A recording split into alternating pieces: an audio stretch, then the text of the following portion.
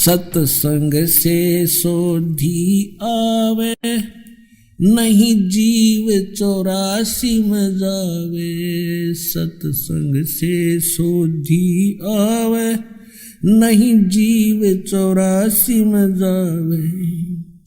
अब मेटो द्वेष और राग, हो राग या उम्र बतेरी जाली। अब मेटो द्वेष और राग, हो राग या उम्र बतेरी जाली। आप इस सत्संग को छोड़कर अन्य सत्संग भी सुनते हो, उन सत्संगियों के व्यवहार भी देखते हो। नाम सत्संग का, कर्म सारे वही जो आम जन साधारण किया करता है। इसलिए समाज में कुरीतियां ना घट करके बढ़ती ही चली गई। ऐसे ही ये भ्रष्टाचार भी बढ़ता ही चला गया, दुराचार भी चरम सीमा पर पहुंच गया, अत्याचार, लूट खसोट, रिश्वतखोरी। तो क्या फायदा हुआ? इतने संत और भक्तों की गिनती नहीं और असर इतना भी नहीं किसी के। कारण क्या है कि वो संत नहीं, और संत के आदेश बिना विकार छूट नहीं सकते। संत का वचन में परमात्मा की दया होती है, उसके ही वचन से, उसकी सत्संग सुनने से प्रभाव बनता है। तो वो संत नहीं है, वो दिखे संत, क्योंकि ऊपर के दिखावे से या इस सत्संग वचन सुना देने से संत नहीं होता। संत के बहुत ही ज्यादा गहरे जो लक्षण होते हैं, वो जन साधारण की पहुंच से दूर होते हैं। एक तो संत का ज्ञान से पहचान होता है, संत की और असंत की उसके वचनों से, उसके सत्संगों से पहचान होती है।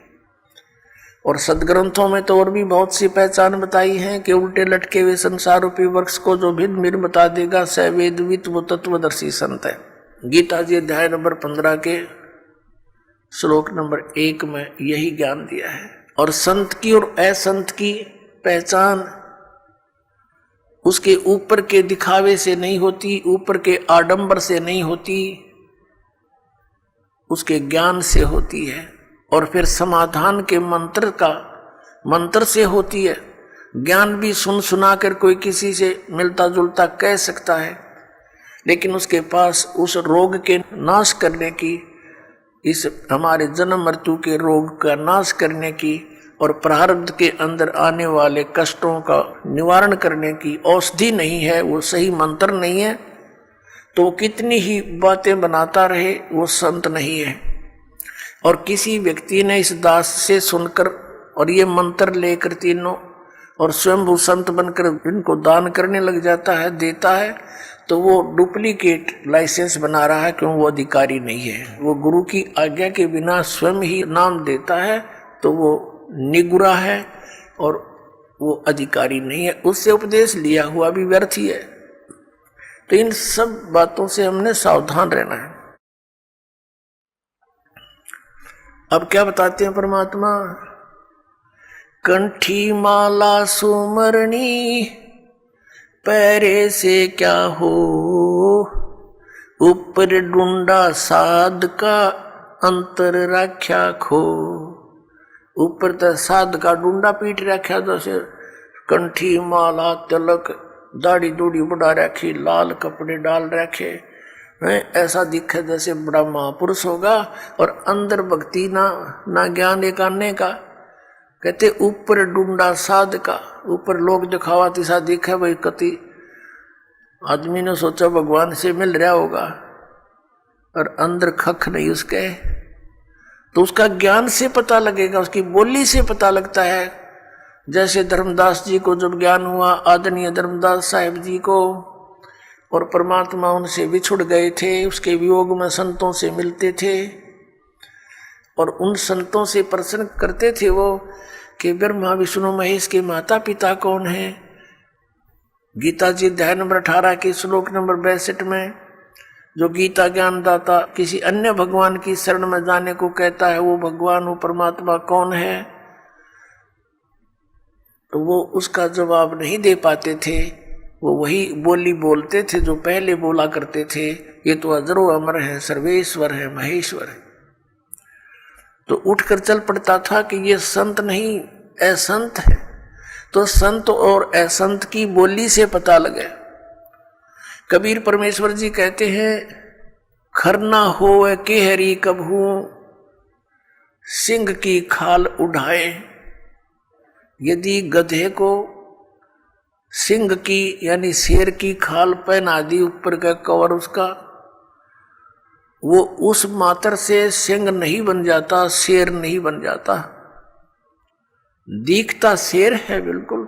एक समय एक कुमार ने कुबद सूझगी, उसने कितने कोई शेर की खाल पाएगी पड़ी हुई, शेर मरा पा गया, उसने वो खाल खुल तार तोड़ लिया उसकी कितने काट पीट के, और उसने अपने गधे पर डाल दी, पूरी फट कर दी, और उसको रात के समय खेतों में छोड़ दे। वो जाके किसानों की फसल खावे, रखवाले देखें चांद की चांदनी में निकट जावें, क्या बढ़ गया क्या आ गया, देखे वहां पर शेर खड़ा है, फसल खा रहा है, शेर सिंह। तो वो भाग ले पूरी तरह, गाँव में आकर रुके, मर गए, शेर आ रहा, शेर आ गया। अब रखवालों ने उधर जाना भी छोड़ दिया कि रात में शेर आवर फसल खावे। काफी चर्चा का विषय बन गया। एक दूसरे कुमार को पता चला कि भाई शेर फसल तो खा नहीं सकता, देखते हैं कोई गधे पर खाल ना डाल रखी हो किसी ने। उसने सोचा कि भी चल पहचान करते हैं, गांव वालों से कहा भी चलो आज शेर पकड़ते हैं। वो कहने लगे नहीं भाई नहीं, उधर नहीं जाना।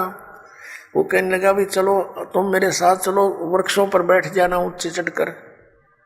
वो 2-4 गधे ले गया अपने, और जहां वो शेर आता था उसी के आसपास वो गधे छोड़ दिए, और वो बैठ के ऊपर वृक्षों पर।